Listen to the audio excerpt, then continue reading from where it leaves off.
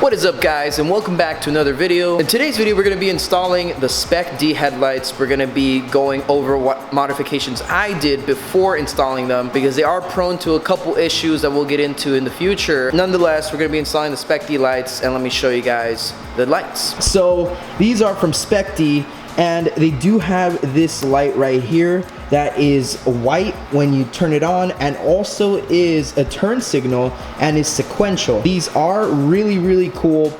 I do like the black housing, and also one thing that I should note, my car is a 2004. It comes with reflectors, so as you guys can see, we are upgrading, which I believe is an upgrade, to have projectors. I've noticed that a bunch of people that run them always say they have condensation issues or they've had it. There's a couple things that I'm gonna note that I did and that I'm going to do to make sure that I can minimize the condensation as much as possible. On these lights, I went ahead and I used silicone all along the seams, making sure that I did not miss any spots because I don't want any condensation, so I did it on both. And it's not the prettiest, but you're not gonna see it, so I went ahead and did that. One last thing to note about these lights, and I forgot to mention, is that they do have an O-ring. So these two are supposed to fit where this, this three little screws are. This is basically right here. You take it off, you put the O-ring, you snap it on,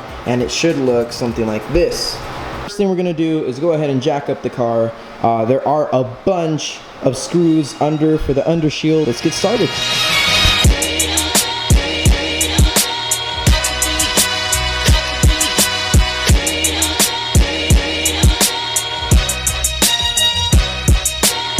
So as you guys can see, it's not going to be this row of bolts.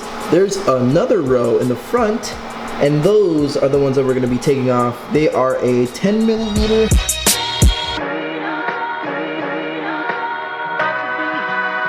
You're going to pop this out, and there should be a little tab right here, and there's going to be a bolt right here. That's a 10mm. One right there in that little slit, right in the middle. We're going to focus on taking off these right here, these clips. And that is literally the only thing holding on the bumper at this point. So let's get to it.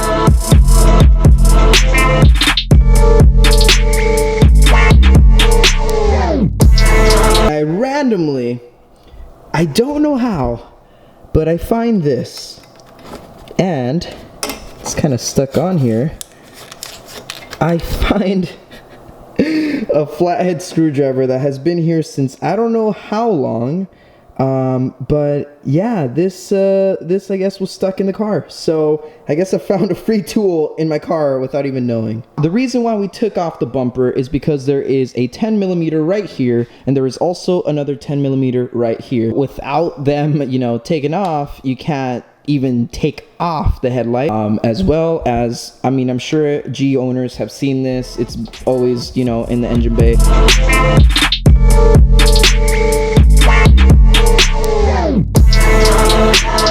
You're basically gonna have to disconnect anything that has wires.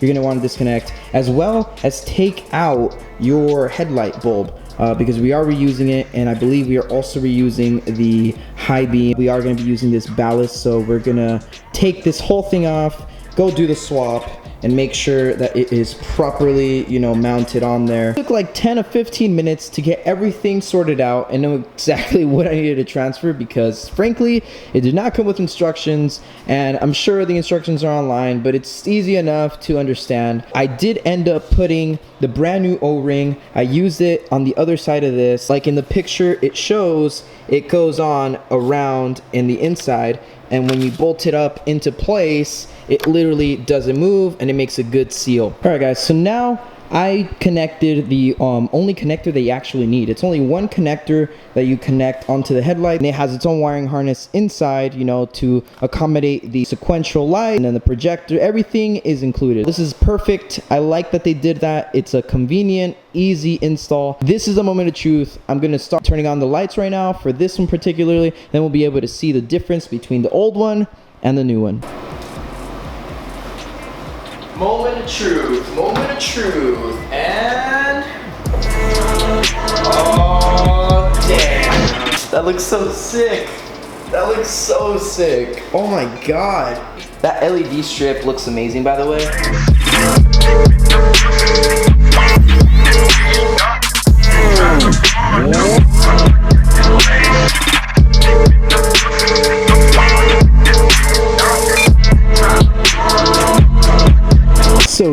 guys, this is the finished product.